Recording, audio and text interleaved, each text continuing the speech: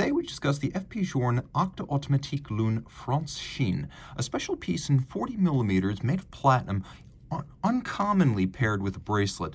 The total production of this watch was stated between 2014 and 2016 as 10 pieces, one for each FP Journe boutique at the time, plus several by special request. So by any count, this is an uncommon watch.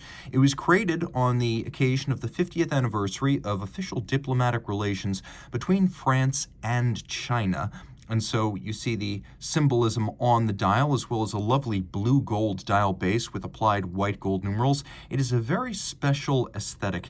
Now, the timepiece was originally made on a strap, but could be optionally equipped with the bracelet, which this one has, and it's the only example I've yet encountered.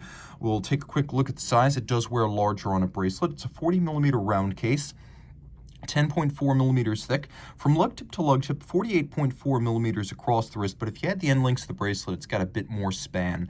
That is 55.6 millimeters. The spacing between the lugs is 20 millimeters. Now I'm going to throw it on my wrist to give you a sense of how it wears. It has a different balance with the bracelet than the standard version would. I've worn the standard version. It's a bit top heavy, but this one is nicely counterbalanced. As you can see, the bracelet wraps all the way around in full platinum. It actually has a white gold clasp internal. More about that in a moment. It's a very flat watch, so it'll fit underneath the cuff. It's not thick in any way, and it has a generously sloped domed bezel.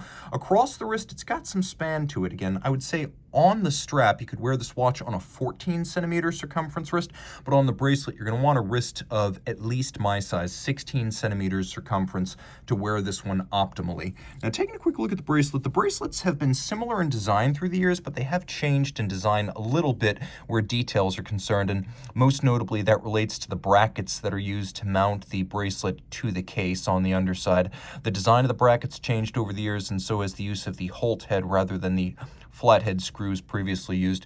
You can see that the screws in the bracelet are actually white gold for their mechanical properties, and the swing arms as well as the chassis likewise are white gold. You can see the difference in whiteness between the true platinum and the white gold, which is a little bit darker and warmer. The reason that's used both for the screws and for the folding components is because, mechanically speaking, white gold is not only stronger than platinum, it is the strongest of all golds for mechanical purposes, which is why it's often used for structural and folding components as well as screw heads. Now you can see all of this closes up. FP Journe en venit et facit. He invented and made it. It's all over the watches.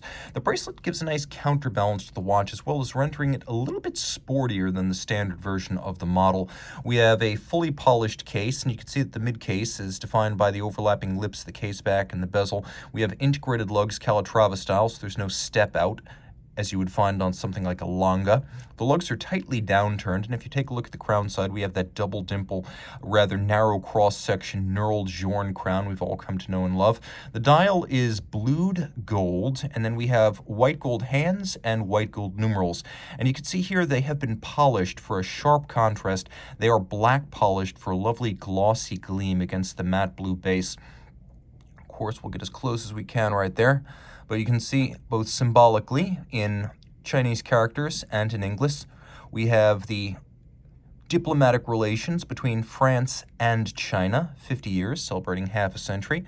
Look carefully and you can see that the printing on the dial is not actually white. It's a sort of cream off-white designed to give it a little bit of a warmer, more appealing tone. And you can see we have a moonphase with a quickset and a double-digit flush big date with a quickset. Both of those feature a quickset function. The chronometric power reserve is 120 hours here, but in truth, caliber 1300, which is an automatic winder, will run for almost 7 days. The absolute power reserve from full wind to exhaustion is 160 hours. 120 hours is the period during which it will keep the best time.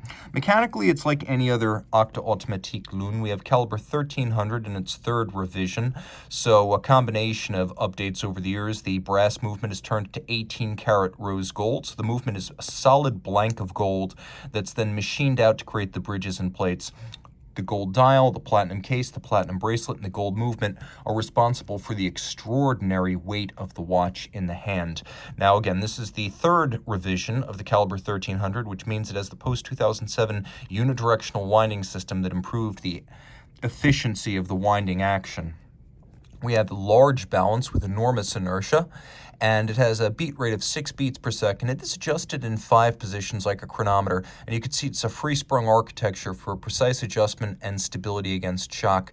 And you can see quite a bit. There's a lovely combination of decoration. We have black polish, beveling on the edge, and then grand orge, or barleycorn, guilloche on the rotor. The rotor's slightly off-centered and almost more like a 3/4 rotor than a center rotor, and that's all pursuant to mounting complications atop the movement. It had an impact on the backside location of the winding system. So if anyone ever wonders why is the rotor off-centered on a Journe Octa 1300, it all has to do with the mating with the complications on the dial side.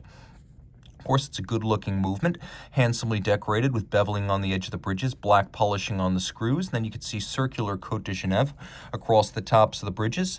And you could see a combination of satination on the wheels and the regulator, black polishing on the lever and the escape wheel, and then engine-turned perlage on the base plate, all of this water-resistant down to 30 meters.